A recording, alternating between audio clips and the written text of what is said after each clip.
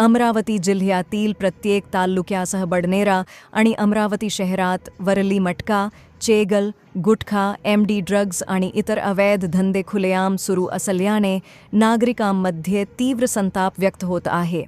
या अवैध व्यवसायामुळे गुन्हेगारी आणि व्यसनाधीनता वाढत असून अनेक कुटुंबे उद्ध्वस्त होत आहेत. शिवसेनेने पोलीस प्रशासनाला निवेदन देत सर्व अवैध धंदे तात्काळ बंद करण्याची आणि संबंधितांवर कठोर कारवाई करण्याची मागणी केली आहे.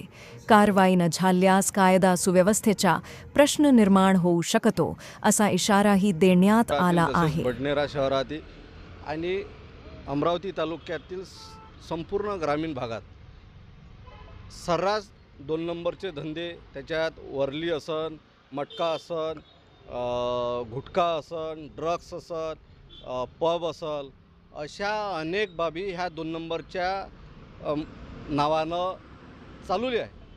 आणि सर्रास जसं पोलीस प्रशासनाचं त्यांना पाठबळ आहे अशा परिस्थितीत चालू आहे. आम्ही या संदर्भात आता CP साहेबांना निवेदन दिलं. तेच निवेदन मुख्यमंत्री, उपमुख्यमंत्री यांनासुद्धा देणार आहे आणि कलेक्टरनासुद्धा सांगणार आहे की या संदर्भात एक आपल्या स्तरावर जिल्हा कार्यालयामध्ये मीटिंग लावा.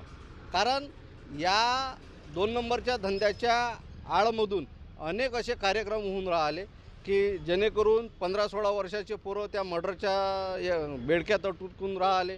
15-16 वर्षाची मुलं त्या पबच्या नावाखाली दारूच्या व्यसनाधीन होऊन राहिले. या सगळं गोष्टीवर आळा बसण्यासाठी प्रामुख्यानं 26 तारखेला CP कार्यालयातल्या CP साहेबांनीसुद्धा यावर शपथ घेतलेली आहे की गुटखा, तंबाखू हा 100% अमरावती शहरातून हद्दपार करू. त्यासाठी आठवण देण्यासाठी वारंवार त्यांना विसावा पडणार नाही या गोष्टीसाठी त्यांना आज निवेदनाच्याद्वारे पुनश्च त्यांना आठवण करून दिली. आणि या संदर्भात कारवाई जर झाली नाही तर शिवसेना रस्त्यावर उतरून